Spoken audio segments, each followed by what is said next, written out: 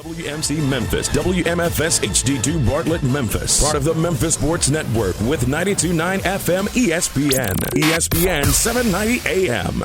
The views and opinions of the hosts or guests of the following program do not necessarily reflect those of the management or staff of Intercom Memphis.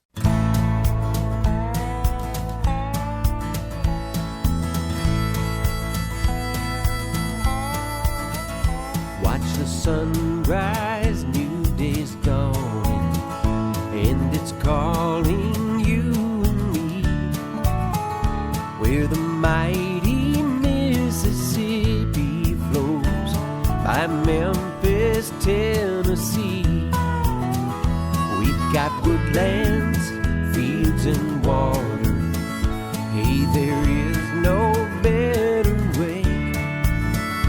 You can find out all about it on Outdoors with Larry Ray.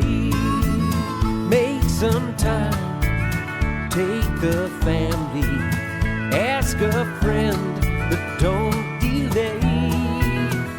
Listen up and learn about it on Outdoors with Larry Ray. Listen up and learn about it on Outdoors with Larry Ray. Good Saturday morning. Welcome to another edition of the award-winning Outdoors with Larry Ray on ESPN 790. Brought to you proudly by the Tennessee Wildlife Resource Agency, Gaston's White River Resort, and Barton Power Sports. Now, here's your host, Larry Ray.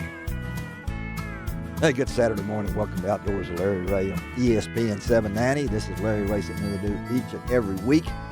And I'm telling you right now, if I don't make it, Frank Barton is in the studio. Good morning, Frank. Good morning, Larry. Good morning, everybody. I have had the epizootie here for a few days. If you don't know what the epizootie is, it's coughing and sneezing and everything else. And I wanted to be here with Frank so badly so we could talk about last Saturday's show, because it was a great time in the water, in the woods, in the field, in the pit with Steve Lackey and Don Brawley. All three of the guys have this wonderful place that they have. And the thing I liked about it, Frank, was what I liked about it. There's camaraderie here. I know I didn't get the breakfast because we were in the pit, but we ended up with 11 ducks, right? 13. 13. Okay, and we all claimed. I know I shot a couple of times. I shot several times, in fact. Frank, though, he had the bazooka, and but it was I could tell you guys really have fun. Well, we do. We all are dog people. Probably we're as passionate about dogs as we are about ducks, and it just kind of goes hand in hand.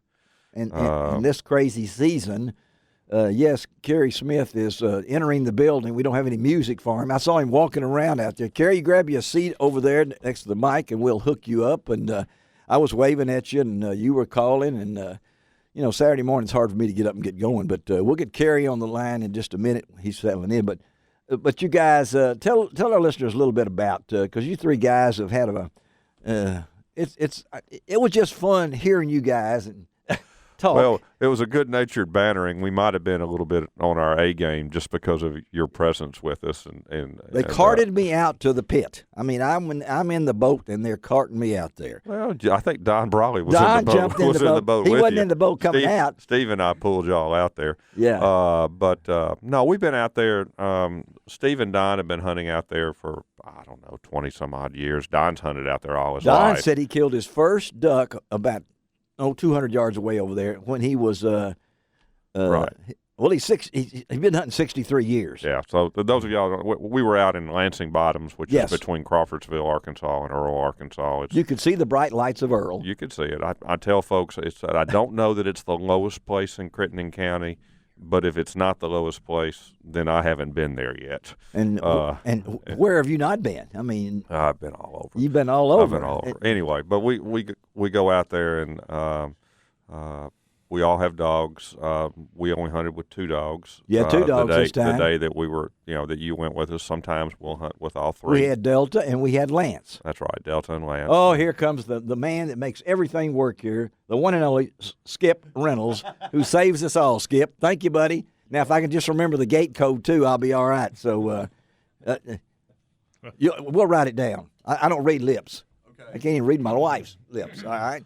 I hope the folks and the radio people at home are able to pick up on this non sequitur stuff. We've moved from back and forth. Well, I'm sorry. I'm sorry. Okay. I'm on medicine. Yeah, I can tell. I'm on medicine. But anyway, you guys in Lansing, it's on the map. I looked it up, and we got out there in plenty of time, set ourselves up, and Kerry Smith. Good morning. Yes, I want you to listen. Kerry's he's been duck hunting longer than I have, and we're going to talk to Kerry a lot during today's show, but. Kerry, we were over at Lansing Bottoms, and Kerry Smith, this is Frank Barton. How y'all doing? All right, we're having fun. Nice to meet you. But we got in we put the half track down, but the water is so high that we boated in. Yeah, it was easier to just load everything up in a boat and walk in. That anybody that knows about hunting in deeper water knows it's always easier to walk in holding on to a boat. And we came right on the air with Greg last week, and I was in the boat as you were pulling me out there, me and Don. I thought Don was, he was supposed to be in the boat. I understand he got extra special treatment too. And we got in the pit.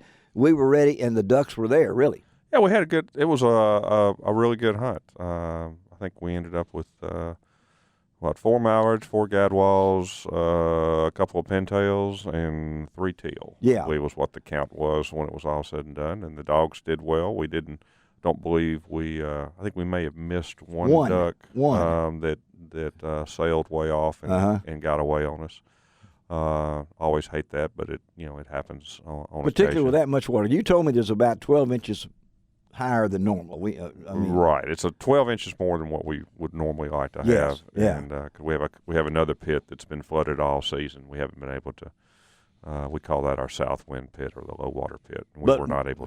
Hadn't been able to get in it all season. But we didn't hunt in the blind, and we made the right choice. With the wind that we had that morning, we pay more attention to wind than anything else out there as far as choosing where we're going to go hunt. We've got a couple of places. The pit that we were in, we can actually hunt in either wind, north wind or south wind. We can just turn around. Yes. The blind is only something that's good for anything out of the north or the west or the east. The south won't do any good at all. Well, the weather forecast said it would quit raining at about 8. It started raining. It started raining at 8. I know that. So. Yeah, it got pretty heavy. I think everybody figured out if their rain gear was adequate or not. Mine did good. And you seem to be. Well, okay. I never got wet. And other than my gun and things along that line, but. It was good hunting with a fellow Razorback. So Steve Lackey, we hit it up. Yeah, that was anybody that's been hunting with folks, and you get out there and you meet new people, and then you start playing Do You Know and What If, and then lo and behold, we found out that y'all attended Fayetteville at the same time. Yeah, he was a year younger than I was, but he was up there as a Razorback out of West Memphis, Steve Lackey, and then of course Don was an interesting guy because he has hunted so long, and I think he was.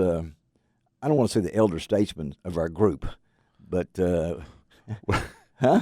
He was. Yeah. And Steve and I have learned a long time ago when Don tells us that we need to do something different out there. Yes. Don't argue, don't discuss, just go do it because he's generally right. He is right. Yeah. And all these guys are either from West Memphis or like Frank with Barton Power Sports in West Memphis over there, right across from what we call the Southland Park Gaming and Racing, or everybody knows it as the dog track. As the dog track. And the season is winding down. I know, Kerry, how old were you when you killed your first duck? I was 15 years old. And how old are you now? 16. You're 16 now. No, in dog years. No. 54 now. 54 now. And we were so poor that I couldn't afford waders, and I grew up in South Georgia and hunted a beaver pond off of the Flint River. Uh-huh. And killed a wood duck and literally swam out there to get the duck. Now, it was very cold, but I was young and didn't know any different. You remember it, though, don't you? I remember it like yesterday. And that's what Don was talking about. He was pointing out where he killed his first duck. 63 years ago, he killed his duck. Now, you remember when you killed your first duck, Frank? I think, not really. I know where my first duck hunt was. You know where your first duck hunt was? Yeah, it was out in Lansing Bottoms. Was it really? With Sterling Briggs. Well, the famous Sterling Briggs, made famous by Henry Reynolds, the late That's Henry correct. Reynolds.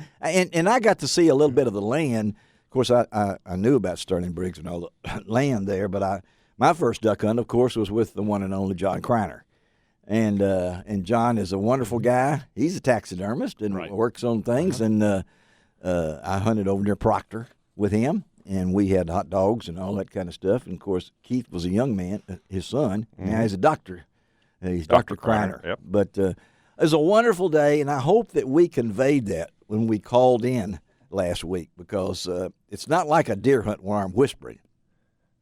No, I'll just go ahead and put that in perspective. I have been talking to Larry for a year or two now about his deer hunt escapades, and even his turkey hunting when he comes on. Wait, we got now, the turkey whisperer let's and the keep it deer to deer whisperer. now. Deer whisperer. And that's going to happen one day. Okay. And I said, well, look, Larry, why don't you go on a duck hunt with me when you can talk normal and we can actually have some action, and I think it'll give you, the radio listeners, a little more something enjoyable to listen to instead of you whispering about what you haven't seen.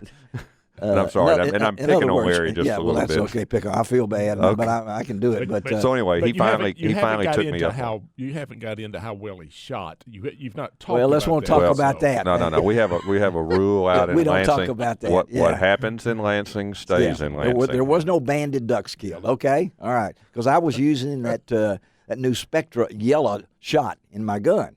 So I have yellow and blue with me. So if I actually hit one and it had a band on it, that's the way you can tell. It's a wonderful new ammunition. So if you hadn't tried it, it's Spectra Color. Spectra Color. Yeah, it's got red and green and yellow and blue. And so anyway, I didn't try that. But hey, you could go to lroutdoors.com. I think Guy Treebill's already got it up, and listen to me as they told me out there, and then listen to us. And I was hunting right next to Frank and Delta. Right, Frank gets that in spot. I get there right next to him so I can learn what's going on. Don had his cigar in the middle, and then Steve had the cigar. Don had the pipe. Yeah, Don had the pipe. Steve had the cigar, and Lance was the other dog out there. But what's the name of Don's dog? Choc or what is it? Chaco. Chaco didn't make it. So let's take a break. Come right back. Got Kerry Smith. I mean, what a story. And you probably read about it, and I hope you did, in the commercial appeal the other day of his battle with chronic pain disease. But not only that, this man is he's a pretty amazing guy. So we're going to talk to Kerry Smith, wood carver extraordinary. There you go. We'll be right back on ESPN 790. Find out all about it on Outdoors with Larry.